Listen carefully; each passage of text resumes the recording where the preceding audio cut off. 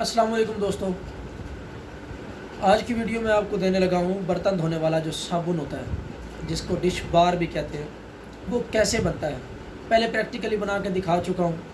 कुछ दोस्तों को प्रैक्टिकली बात अच्छी तरह से क्लियर नहीं हुई, उनकी ख्वाहिश थी कि आप अच्छी तरह से हमें फार्मूला समझा दें। तो इजी है, कोई ज़्यादा मुश्किल नहीं है, बड़ा आसान सा काम है।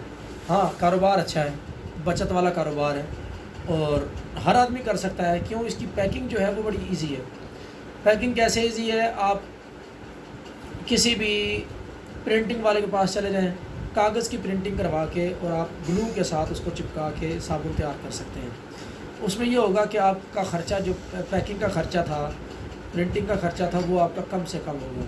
शापर की ज़रूरत नहीं है, आप कागज़ वाली पैकिंग में ही कर सकते हैं, वो सस्ती पड़ेगी। अगर आप शापर वाली करना चाहते हैं, वो आपकी मर्ज़ी है। तो ये तैयार कैसे होगा दोस्तों? बड़ा आसान सा फार्मूला है। सबसे पहले आपने ले लेना है डोलोमाइट। डोलोमाइट सबको पता है, डोलोमाइट किसको कहते हैं? डोलोमाइट सोप स्टोन को कहते हैं। डोलोमाइट कह लें आप उसको, सोप स्टोन कह लें आप उसको, चाक मिट्टी कह लें आप उसको, आपकी मर्ज़ी। मुख्तलिफ़ नाम होते हैं मार्केट में। तो आपने बहरहाल, मैं इसको सादा लफ्ज़ में सोप स्टोन कह देता हूँ। आपने सोप स्टोन वाइट कलर में ले लेना है। हाँ, अगर आप चाहते हैं कि वाइट कलर हो तो वाइट कलर में ले लेना soap stone. Otherwise soap stone different colour में मार्केट से मिल जाता है, जिसमें ग्रीन कलर भी है, ब्लू कलर भी है और ग्रे कलर भी है और वाइट कलर भी। इस तरह के कुछ 6-7 कलर मिलते हैं सोप स्टोन्स के। तो आप जिस तरह का कलर आप चाहते हैं कि मैं इस कलर की साबुन बनाऊँ, वही कलर आपने मार्केट से ले लेना है।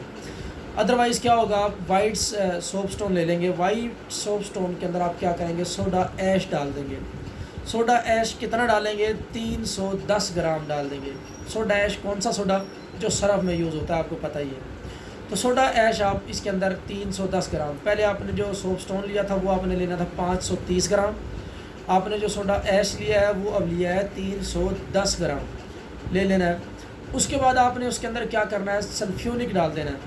सल्फ्यूनिक कितना डालना है? 150 ग्राम सल्फ्यूनिक आपने उसके अंदर ऐड करना है और अच्छी तरह से उसको मिक्स कर लेना है।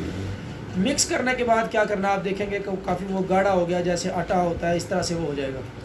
उसके बाद आपने क्या करना है, तकरीबन 10 ग्राम पानी डाल देना है। अब फिर आप उसको अच्छी तरह से मिक्स करें।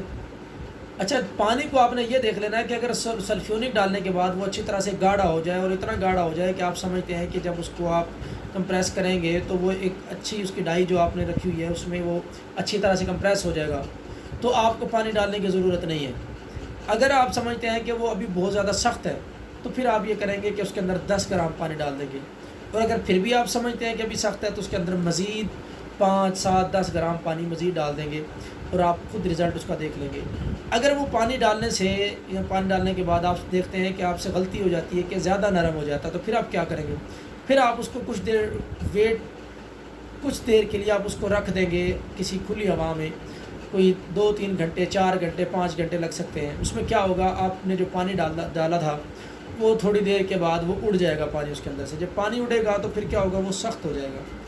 तो इस तरह से दोस्तों आपका ये जो बर्तन धोने वाला साबुन का मटेरियल था वो मुकम्मल आपने मिक्स कर लेना है। अच्छी तरह से मिक्स कर लेने के बाद जो साबुन वाली मशीन होती है, या ख़ुद हाथ से करना चाहते हैं, जिस तरह से भी आप उसको कंप्रेस करना चाहते हैं कंप्रेस करें और उसको अच्छी तरह से जिस डाई में आप बनाना चाहते हैं उसको डाई में बना के साबुन तैयार करें और उसकी पैकिंग करें, मार्केट में सेल करें। शुक्रिया दोस्तों।